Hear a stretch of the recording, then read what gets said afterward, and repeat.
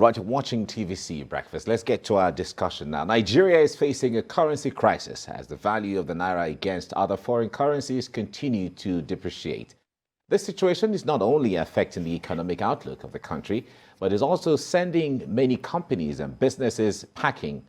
Lack of access to foreign exchange has also made it difficult for businesses which depend largely on importation to sustain production to thrive. This means that many businesses are shutting down and many others are on the verge of doing same. What interventions should the CBN be executing at this time for the foreign exchange market? These are the questions Nigerians are asking. And joining us in the studio is financial analyst and managing director, CEO, Taurus Capital, Dr. Nnaemeka Obiaraeri. It's nice to have you join us today. Thanks for having me. And it's quite a while, though. Yes, thank you. Welcome. Thank you very much. Now, make us understand.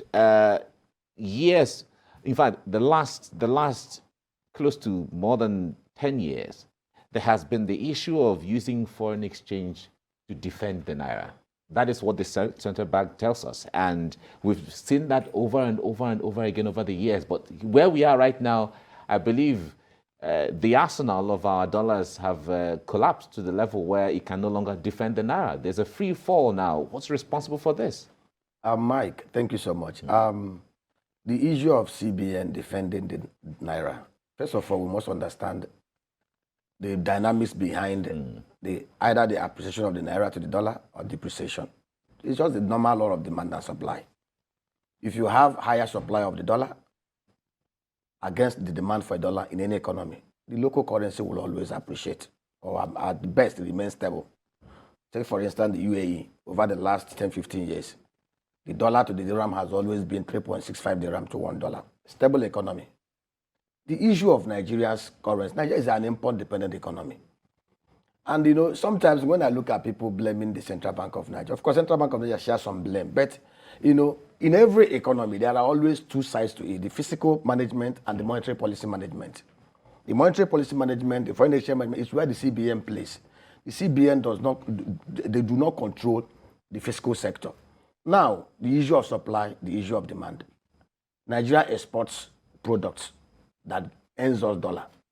We import things we cannot produce here in Nigeria. And we have been in this way for over the last 23 years. What are the major components that gobs our forex resources? Refined petroleum products. If you look at our overheads over the last 3 years, you will see consistently refined petroleum product, mineral oil gobs almost 60 to 70% of our forex earning. What are our major forex earners? Petroleum, crude oil, gas, even scrap metals that are exported out of Nigeria. Now, the issue remains, as long as we remain an import-dependent economy, importing what we can actually produce locally, why should we continue? Over the last 23 years, we are a natural crude oil producer. We have 3 refineries built between 1972 to 1985, over a period of 13 years. Since then, we've not built any new refinery, and we've not been able to maintain those refineries. If those refineries are working, the 445,000 barrels of crude oil that is allocated to them will have been refined here in Nigeria, and there will be no need for us to spend a cent importing what we produce here. Why are we even here? People will tell you over the last 6 months, the NNPC have not remitted a cent into the JP Morgan Chase account of the CBN. No kobo has entered into the inflation account. They told us that they will export the crude oil, then they will use money to import refined products. And it's from what is happening. That simply means the monies we are earning from crude sales is not even enough to import the refined product. Therefore, we are even borrowing to fund consumption. How did we get here? This is not the first time in the history of Nigeria oil rose to up to 120, 110 million dollars per barrel. One of the reasons why Jonathan's government was kicked out was because we felt it was a period we had over $400 billion earnings. Crude oil output was about 2.5 million barrels a day. Oil was selling at an average of $9,800 per barrel. Up to 110 at times. Yes. So I'm talking about average. Yes. So in those periods, despite the fact that even the refined product was selling at a lesser price of 87 naira, we were subsidizing fully. Even with the racket that was even within that subsidy regime, we never had a time where no money came into the federation account or even into our account. Why are we having issues we're having now? You know, when we look, CBN is not going to use their blood to defend that. I will explain to you. What happened in 2015, if you look at the records, from 2011 to 2015, our average crude oil output was 2.5 million barrels a day. From 2015 till now, it came down to 1.3 million barrels. And in 2019, the Auditor General's record showed clearly that over 170 million barrels of crude oil was unaccounted for. On current money value, it's $10 billion. Nobody's being questioned. How did our output came down from 2.5 million barrels to 1.3 million barrels? NNPC gleefully tell us gleefully that over $4.3 billion worth of crude are stolen annually, which is even not true, because how do we account from 2015 under a very profligate government that we sacked to a government that we expect to protect our oil and gas resources? Over 1.2 million barrels keep missing from the books, and nobody's asking questions. That is why we are where we are today. Because very simple, if we had maintained that output and protected our pipelines and stop the oil theft, with the current oil price, if we sell 2.4 million barrels a day on average, like we had it before 2015, Nigeria will have been netting in nothing less than $92 billion annually from that angle alone. And if you even look at the refined petroleum product over the year, over 2022, the average pricing of a metric ton of the PMS, which is the major gulper of our foreign exchange, the gasoline, DPR told us that our daily consumption is 38.2 million liters a day, which is true because it corresponds with the records at the U.S. Energy Administration Agency and other global agencies, and which is 26,000 metric ton per day. If you look at the average price of a metric ton of the gasoline FOB, $1,275 per ton to $1,300. If you apply the numbers, from January till now, we will have imported nothing less than $6.5 billion worth of PMS. If you add the gas oil, add the aviation oil, add other things like the base oil, it may come to about $8 to $10 billion. Pack it one side. Assuming we are even selling only 1.3 million barrel of crude oil, at the current market price, we should not get nothing less than $21 billion into our federation account. So what are they doing with these monies? The problem we have, we've not been able to account for the missing linkages, the theft. We are suffering because CBN is not receiving money. National Assembly is not asking those in NPC and Petroleum Ministry, where are all these monies going to? There's a feud going on between NPC now and the central bank. And the central bank. So it's not even supposed to be a feud. Nigeria should sit down and ask questions. How did we get to this level? Even under Obasanjo, when Obasanjo became president, we were having only 1.6 million barrels, and he wrapped it up. Even under the cankerworms of the PDP, according to us, we had output of 2.5 million barrels a day. We were still having oil vandalism in Niger Delta. We still had Niger Delta militants destroying pipelines, but we still had an average of 2.5 million barrels. And now to ask this question, to steal 1.3 million barrels of crude oil or 1 million barrels of crude oil every day, even 100,000, will require a super tanker. There is nobody who is an average man or a poor man in Nigeria that can execute this kind of humongous, monstrous haste. So that simply means those stealing our crude oil are those at the topmost level in Nigeria. Nigeria is the only country. Saudi Arabia has over 15,000 kilometer oil pipeline. Angola, Brazil, Malaysia, Indonesia, every inch of the Saudi pipeline is monitored. They have a central place where they look at it. How come Nigeria is the only country where hundreds of thousands of barrels of crude oil are stolen every day? Nobody's arrested. Nobody's prosecuted. Those that we put in Abuja, We come on air and tell us gleefully, you're telling me, you're telling Mike, you're telling Sam that we lose $4.3 billion worth of crude every year. So what am I going to do with Mike or Sam or Mashayi? What are we going to do? If those we are elected to protect our oil assets cannot do it, then why are they there? And people are saying, honestly, I feel so sorry for those at the CBN. It's not a case of passing buck or passing blame. If you look at our dollar sources, beyond the exports, the only major source of dollar income in Nigeria is the diaspora remittances, which is the highest in Africa, average of $25 billion every year. But because of the insecurity in Nigeria, most of our diasporans are not coming in. The other source is the FDI, the foreign direct investment. Most investors are not coming in. Gino Food invested $54 million in KB, the tomato value chain. Bandits went into their camp that is supposed to have been protected like a fortress and destroy the place. The experts ran away. And Gino Food had a plan to invest over $200 million, increase and expand their investment. Now, Gino Food, I don't know how you can persuade Gino or any other intending company to come into Nigeria and invest in Zamfara, invest in KB, invest in Katsina, when we cannot protect the FDI that are already here in Nigeria. Our FDI has stamped down over time. So we have two kinds of bandits in the economy now. We have the bandits in suits and ties and agbada, and we have the bandits holding AK-47. How do we come and ram the bandits? Which bandit has to go first? See, Sam, the political bandits, I call them the political bandits, are actually the people that created the field bandits. And I will explain. We have over 100 million extreme poor Nigerians. We have 55 million underemployed and unemployed youths roaming the streets of Nigeria. These youths are not lazy. I've never seen a country that houses the most resilient people like Nigerians. Tobi Amusan, you saw what she did at the World Athletic Championship. This girl grew up in Ijebu-Ode. This girl went through hell in Nigeria. In fact, she set an African record in 2021 that was not recorded. Yes. Because the recording machines of IAF was not working. Those that timed her off record so that she broke the record.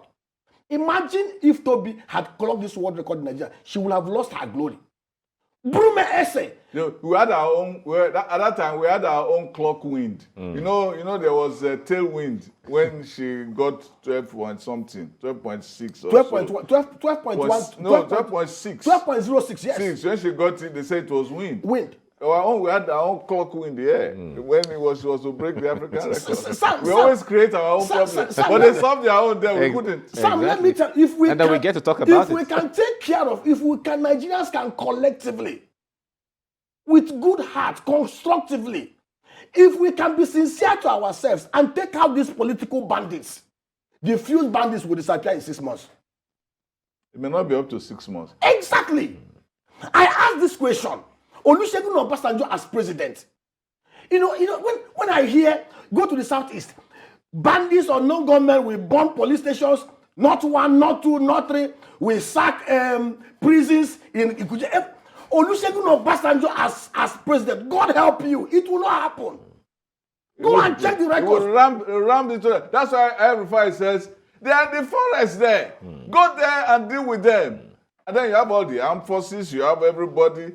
You know, bandits talk to bandits and bandits understand. This madness will not happen. Tie wearing, suit wearing bandits talk to AK-47 bandits and both bandits understand. So there's nothing we can do about it. There's nothing we can do about it.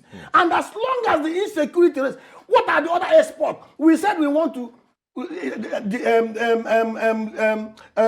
decentralize the economy. We want to diversify into agric and agro processing. For crying out loud, look at the other overhead. We import $1.5 billion worth of milk products.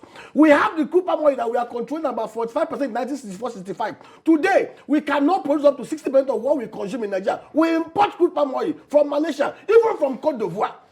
People are not going to the farm because of the bandits, because of the unknown government, and they are paying because fines. of terrorists. They are paying taxes. Yeah. Taxes to the bandits. We can export nothing less than $200 billion worth of agri product. We have the templates. if we can secure this land. But we have people that you can't secure Nigeria for us to diversify your economy. You can't even protect the oil assets that we have. Shell, Chevron, and oil are exiting Nigeria, going to Angola, going to Togo. Why is it happening? Because we have a bunch of political bandits who are insensitive. It's not as if they don't know what to do, but they are hand in glove with the few bandits and the thieves. See our crude oil.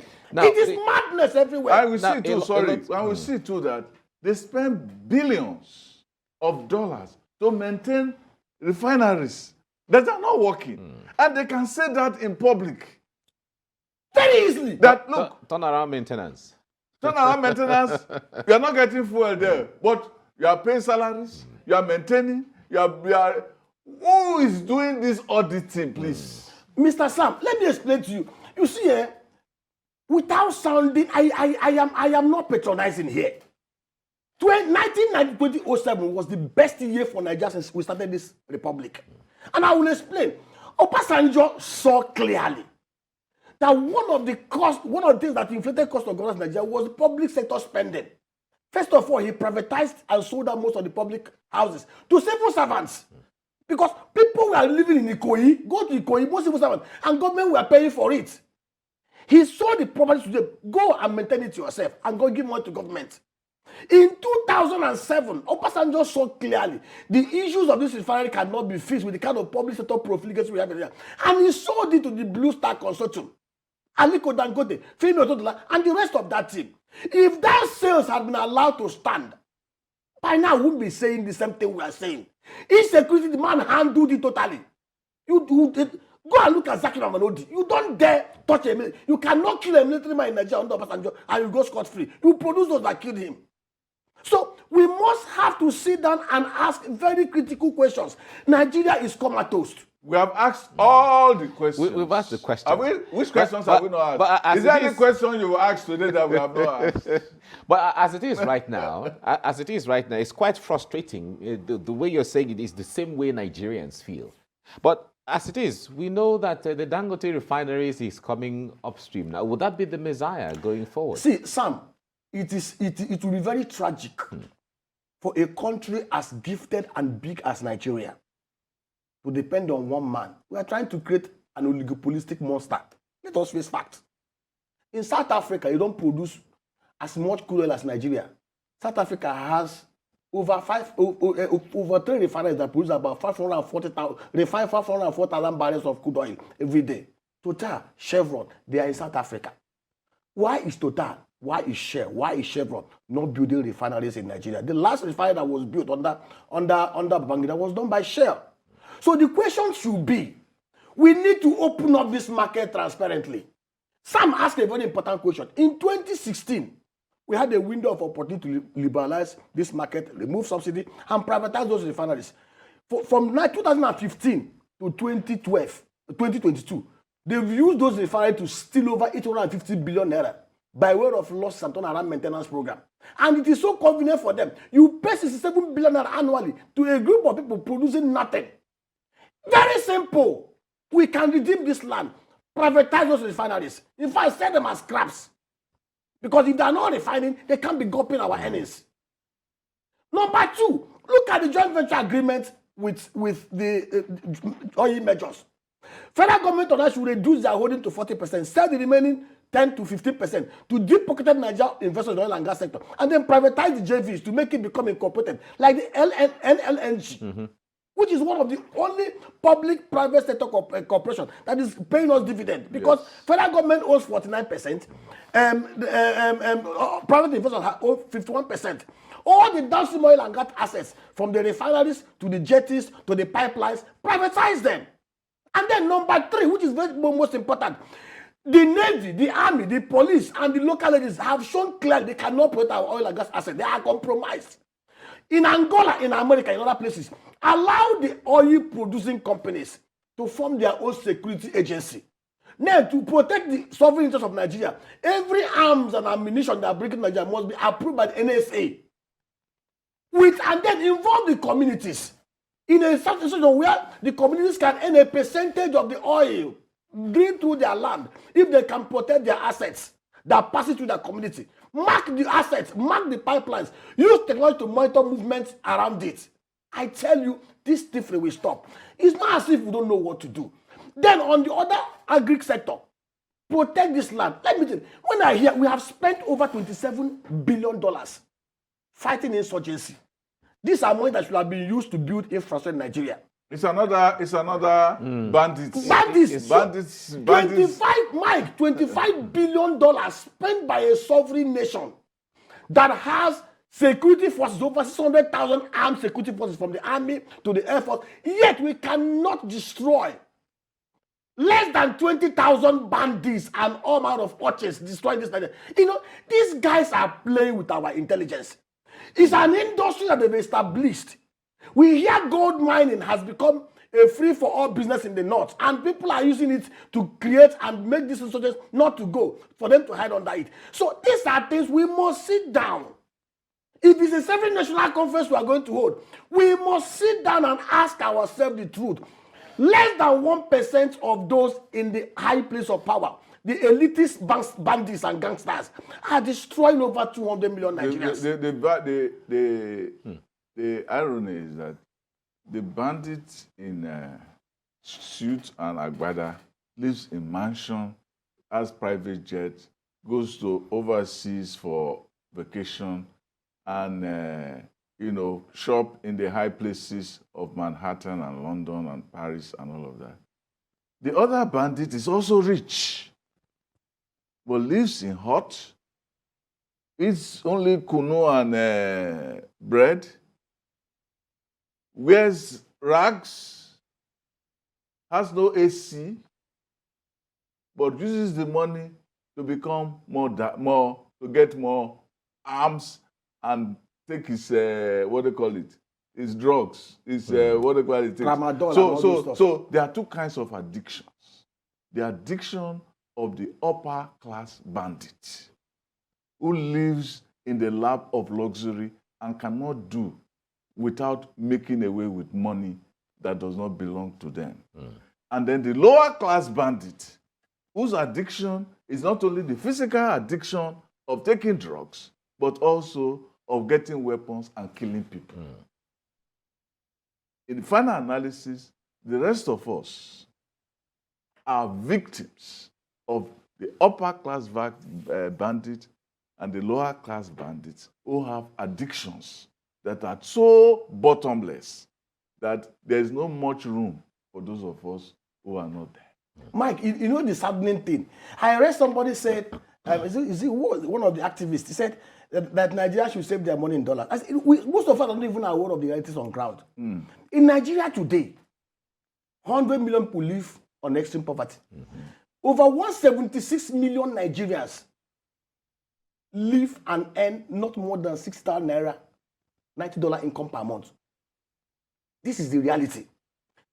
To live in Nigeria today without cutting corners and stealing, a family of four would require about 200 to 300,000 naira. Looking at the cost of living in Nigeria, housing, accommodation, school fees, medicals, feeding, and clothing, and all the rest of it. So if you require at least 200 to 300,000 naira to take care of a family of four, based on the realities on ground, cost of living, and 176 million Nigerians earn less than 60,000 naira a month, which is $90, where would they get the money to save in dollar or pound sterling? So we are building a society where poverty deepens every second. From 2015, in 2015 we had 76 million extreme poor. Today is 100 million. In 2015 we had 10.5 million kids out of school. Today is 16 million. And these kids out of school are recruitment agents. And the poor, they are rich field. And the poor keep producing children. According to Fitzgerald, they said the rich get richer and the poor get children. That's how. Now, I want you to talk about the cosmetic policies. We still come up with, I'm sure this thing I'm holding here is imported, this is imported, everything is imported, toothpick is imported. Somebody said the other day that even the pomo that is imported is cheaper than the one that is made locally, so it's better. So we have an they choke those who are, it's true. The person came to my office one day and was complaining about the pomo, that pomo business was going out of fashion because those who import pomo are making better business because they are cheaper than what to get here. And that's another part, other than oil and gas, petrochemicals part of the economy, that is also helping to choke the economy. And then they came with all this policy, if you buy dollar, if we discover that you buy dollar, we'll penalize you because we know that you converted your naira to dollar and put it in your dollar account. How can all those things work when the fundamental issue of creating an environment for a productive economy has not been created? Mike, Sam, it's very simple. You see, to fix this economy, it's no skyrocket science. Now, I want to tell one of the major problems here, we talk about if we fix three things in Nigeria, and you talked about policy. When you are doing policy that is not based on altruism, when you're making policies that are not scientifically defined, based on nepotism, without adding value, you are destroying the economy. I'll give you an example. To fix Nigeria today, 4 critical items. Fix our power. Fix our energy. That is refine what we produce here. Gas in that bucket. Fix our security infrastructure. Make sure Nigerians are secure to move about. And then our other transport infrastructure, the goods can come out from the hinterland and our ports. I'll give you an example. Nigeria today as a country require nothing less than 12,000 kilometer rail line across Nigeria. And this thing can be done within 5 to 8 years if we are serious. UK, with a landmass of 246,000 square kilometers, 243,000 square kilometers, have rail network of about 16,000 kilometers. And somebody borrowed money. Sam, if you want to link up Nigeria, the most lucrative rail route in Nigeria, the most lucrative is the one that goes from Port Harcourt to Aba, to Owerri, to Onitsha, to Asaba, to Benin, to Ore, to Shagamu, to Lagos, crisscrossing Ibadan, and then link it all the way to Kano. For us to do the rail infrastructure in Nigeria, this 12 kilometers will take about $48 to $50 billion without padding it and without selling it. And Sam, this particular lucrative rail route, you don't need to borrow $1.9 billion to do a rail route from Kano to Maradi. The whole export business between Nigeria and Maradi and Niger is no more than $200 million. How do we connect with our cousins? See, People Sam. People don't go to Maradi. How do we connect with our cousins? The money we borrowed, if you want to do that, you must first of all service the route that will earn the money. Sam, to do from Lagos to Shagamu through Ore, backtracking to Ibadan, and then all the way to Port Harcourt will take us about $6 billion to $7 billion. Sam, the federal government of Nigeria does not need to borrow. Rotimi does not need to borrow. Buhari does not need to borrow to finance it. I know. They were going on a spending borrowing spree. But where will the money come from? Gold.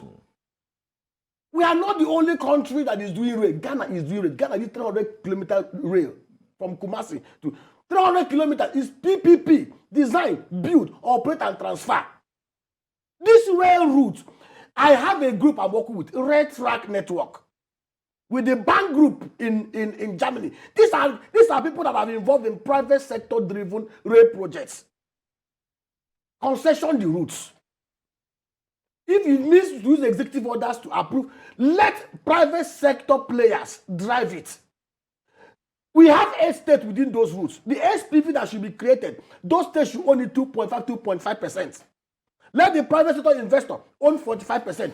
Guarantee the returns that monies will be recouped. You cannot interfere with it. And let the World Bank counter guarantee it to protect their interests. So that when Joseph will come up and destroy it, like they destroyed the one of us in 2007.